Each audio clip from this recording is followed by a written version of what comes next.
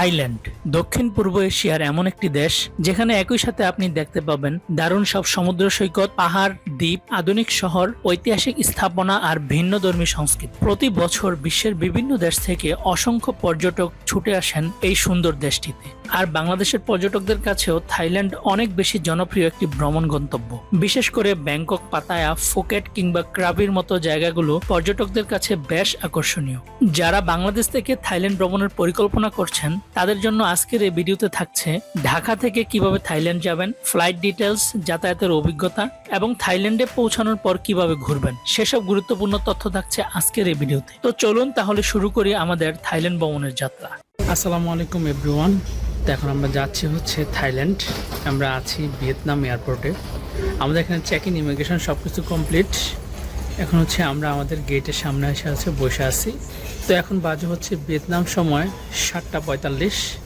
আমাদের ফ্লাইট হচ্ছে থাইল্যান্ডের উদ্দেশ্যে ছাড়বে ভিয়েতনাম সময় 8:45-এ। তো আমাদের বিমান হচ্ছে ছাড়বে 9 নম্বর গেট থেকে। তো এখন আমরা হচ্ছে 9 নম্বর গেটের সামনে এসে অপেক্ষা করতেছি। এখন পর্যন্ত গেট ওপেন হয় নাই।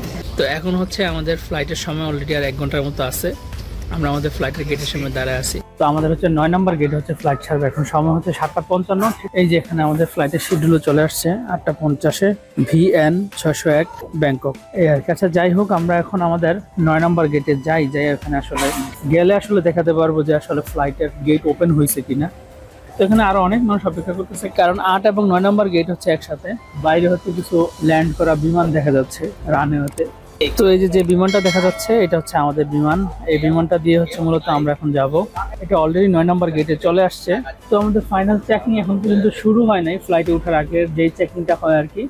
তো আমরা ওয়েট করতেছি, যেহেতু এখন আরো 1 ঘন্টা সময় বাকি আছে আমাদের ফ্লাইট ছাড়ার।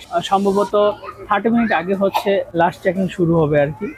এই যে এখানে দেখেন একটা লেখা আছে যে সাসকো। আমি একটু জুম করে আপনাদেরকে দেখাই। তো ভিয়েতনাম এয়ারপোর্টে আমি আসলে কোনো ইন্টারন্যাশনাল কোনো ব্র্যান্ড আমি এখানে দেখলাম না। শুধু হচ্ছে এই সাসকো নয়, মানে প্রত্যেকটা দোকানেই, দোকান তো অল্প কয়েকটা, অত বেশি নাই। পুরো এয়ারপোর্টটা হচ্ছে জাস্ট একটা রয়ের মতো সোজা লম্বা। তো ওইটার মধ্যে হচ্ছে যে সবগুলো আছে সেই সবগুলো হচ্ছে প্রত্যেকটার সামনে হচ্ছে এরকম এই সাসকো লেখা।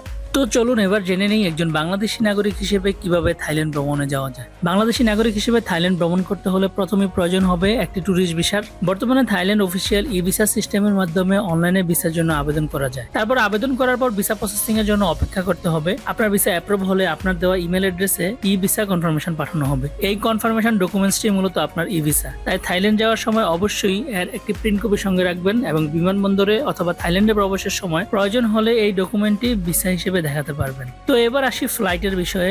বাংলাদেশ থেকে থাইল্যান্ডের রাজধানী ব্যাংককে যাওয়ার জন্য বর্তমানে ডিরেক্ট ফ্লাইট রয়েছে। ঢাকা থেকে ব্যাংককের সুবর্ণভূমি ইন্টারন্যাশনাল এয়ারপোর্ট অর্থাৎ BKK এয়ারপোর্ট যেটা, তো এখানে হচ্ছে সরাসরি ফ্লাইট পরিচালনা করছে বিমান বাংলাদেশ এয়ারলাইন্স, থাই এয়ারওয়েজ এবং US বাংলা এয়ারলাইন্স। আর টিকেটের কথা যদি বলি, সাধারণত ট্রাভেল ডেট এবং এয়ারলাইন্স অনুযায়ী ভাড়া অনেক সময় পরিবর্তিত হয়। তবে নর্মালি সিঙ্গেল ট্রিপের টিকেটের ভাড়া প্রায় 25 থেকে 30 হাজার টাকার মধ্যে হতে পারে। আর আপনি যদি রাউন্ড ট্রিপের টিকিট নিতে চান তাহলে এয়ারলাইন্স এবং আপনার ট্রাভেল ডেট অনুযায়ী ভাড়া আরো কিছুটা বেশি হবে। তাই টিকিট বুকিং এর আগে অবশ্যই আপনার ট্রাভেল ডেট অনুযায়ী রিটার্ন সহ পুরো ভাড়া চেক করে নেবেন। তো ভিউয়ার্স, আমাদের হচ্ছে লাস্ট চেকিং শুরু হয়ে গেছে। এখন আমরা হচ্ছে ফ্লাইটে বোর্ডিং করব। এই যে হচ্ছে অবস্থা আছে, মোটামুটি ভিড় আছে। ফ্লাইটটা অত বড় ফ্লাইট না, তো ওই হিসাবে মানুষের ভিড় মোটামুটি আছে ভালোই। সিরিয়ালে দাঁড়ায় আছে, এখানে বোর্ডিং পাস দেখা হচ্ছে, ভিতরে প্রবেশ করবো। আর এখানে আসলে ওয়েট করার মতো সময় নাই। আমাদের ফ্লাইট যেহেতু ছাড়ার সময় হয়ে গিয়েছে, এই জন্য হচ্ছে আমরা এখন ফ্লাইটেই যাই। তো এখানে হচ্ছে আরেকটু চেক করবে, তারপর হচ্ছে আমরা ভিতরে চলে যাব। তো এই হচ্ছে অবস্থা ভিতরে। তো এই এক রোতে হচ্ছে 3টা সিট, মাঝখানে হচ্ছে রাস্তা, আবার এই এক রোতে হচ্ছে 3টা সিট। তো আমরা হচ্ছে সিটে বসে গেলাম। তো আমাদের সিট হচ্ছে একটা জানলার পাশের সিট, আর এটা হচ্ছে মাঝখানের সিট আর কি।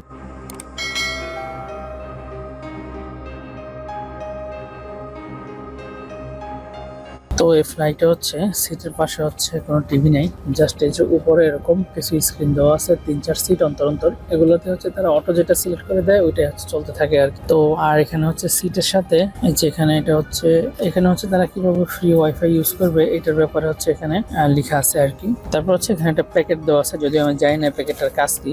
সব ফ্লাইটে আমি দেখছি যেরকম একটা প্যাকেট দেয়। তারপর এখানে হচ্ছে একটা ইউজার ম্যানুয়াল দিচ্ছে, এই যে এয়ারবাস 321, এটাতে হচ্ছে কিভাবে কি ইউজ করবে সবকিছু হচ্ছে এখানে লেখা আছে। তো আমাদের প্রত্যেকের হচ্ছে উচিত যখন ফ্লাইটে আমরা উঠবো তখন এটা হচ্ছে ভালোভাবে পইরা করা উচিত, কারণ হচ্ছে অনেক সময় সমস্যা হতে পারে। তখন হচ্ছে এই বইটা থেকে দেখে দেখে আপনারা হচ্ছে আপনাদের পরবর্তী প্রস্তুতি নিতে পারবেন। তারপর দিয়েছে হচ্ছে একটা ম্যাগাজিন, অনেক বিশাল বড় একটা বই, যদি ওইটা 2-3 ঘন্টার ফ্লাইটে পড়েও শেষ করা যাবে না। তো ম্যাগাজিনটা হচ্ছে হেরিটাইজ।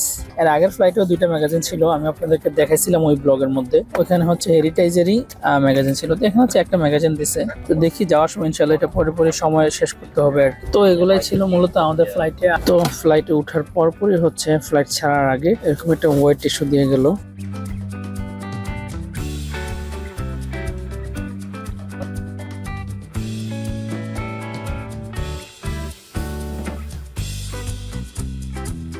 ফ্লাইট তো ছেড়েই দিল থাইল্যান্ডের উদ্দেশ্যে। এখন একটু রেস্ট নেওয়া যাক, কারণ সারা রাত তো ঘুমাইতে পারি নাই, ঘুমে অনেক বেশি ব্যাঘাত হয়েছে আর।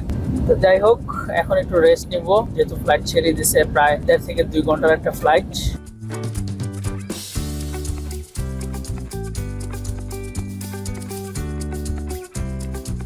দেখেন যে বাইরে কি সুন্দর শুভ্র মেঘগুলো দেখা যাচ্ছে, একদম সারি সারি, একটু পরপর হচ্ছে মেঘগুলো দেখা যাচ্ছে। বিমান থেকে এই সৌন্দর্যগুলো দেখার জন্য হচ্ছে মানুষ আসলে উইন্ডোর পাশে বসতে চায়। আর তো আমাদের হচ্ছে সব সময় একটা থাকে যে আমরা যখনই যাই কোথাও ঘোরার জন্য, তখন হচ্ছে যখন আমরা বোর্ডিং পাস কালেক্ট করি আর কি, তখন হচ্ছে যিনি থাকে অফিসার, ওনাকে বলি যে আমাদের উইন্ডোর পাশে সিট দিবেন। আর যদি থাকে ওনারাও আমাদেরকে কখনো ফিরায় না। সবসময় হচ্ছে আমাদের একটা জিনিস কি, আমরা উইন্ডোর পাশে সিটে হচ্ছে আমরা পাই, এটা আমাদের জন্য আসলে একটা সৌভাগ্য বলা যায়। তো ফ্লাইট ছাড়ার আধা ঘন্টার মধ্যে হচ্ছে খাবার দিয়ে গেল। তো এখানে হচ্ছে স্যান্ডউইচ, তারপর হচ্ছে এখানে কয়েক প্রকারের ফল আছে, আর এটা হচ্ছে খালি সম্ভবত চা বা জুস দিয়ে যাবে আর কি। তো এখানে হচ্ছে এই যে স্যান্ডউইচ, তারপর হচ্ছে 4 পদের ফল আছে, একটা পেঁপে আছে, আনারস আছে, তরমুজ আর হচ্ছে হোয়াইট ড্রাগন। তো এখন হচ্ছে ফ্রুটস গুলো একটু ট্রাই করবো আর কি। প্রথম হচ্ছে আমি হোয়াইট ড্রাগনটা ট্রাই করতেছি। একটু পর আসা হচ্ছে অরেঞ্জ জুস, আর হচ্ছে পানি দিয়ে গেছে। হচ্ছে স্যান্ডউইচটা একটু ট্রাই করবো। তো এই হচ্ছে স্যান্ডউইচ। তো স্যান্ডউইচের টেস্টটা আসলে ভালো।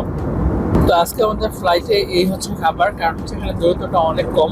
তো আমাদের হচ্ছে খাওয়া শেষ। এখন হচ্ছে আমাদের বিমান হচ্ছে নিচে দিকে নামতেছে আর কি। আসলে আমি আগে বলছিলাম আমাদের এই রুটের জার্নিটা আসলে বেশি লম্বা জার্নি না, মাত্র 1 থেকে 1.5 ঘন্টার একটা জার্নি। তো এই হচ্ছে অবস্থা। খাওয়ার পর হচ্ছে এখন দেখি যে বিমান নিচের দিকে নামতেছে, এবং আমাদের বিমান হচ্ছে এখন অনেক বেশি টার্বুলেন্স করতেছে। একে তো উপর থেকে নিচে নামতেছে, তার পাশাপাশি হচ্ছে বাইরে হচ্ছে প্রচন্ড বাতাস, যেটা হচ্ছে আমাদের পাইলট কিছুক্ষণ আগে বললো, যে কারণে হচ্ছে আমাদের বিমান এখন অনেক বেশি টার্বুলেন্স করতেছে। তো বিমানটা হচ্ছে উপর থেকে নিচের দিকে নামতেছে, মনে হইতেছে যে কি তো যুদ্ধ করে নামতেছে, মানে এমন একটা অবস্থা, এত বেশি টার্বুলেন্স করতেছে, মনে হয় যেমন একটা যুদ্ধ করে নামতেছে।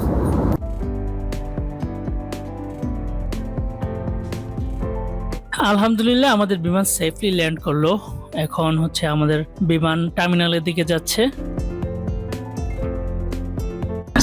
তো ফ্লাইট থেকে হচ্ছে নেমে গেলাম, এখন যাব আমরা থাইল্যান্ডের ইমিগ্রেশনে।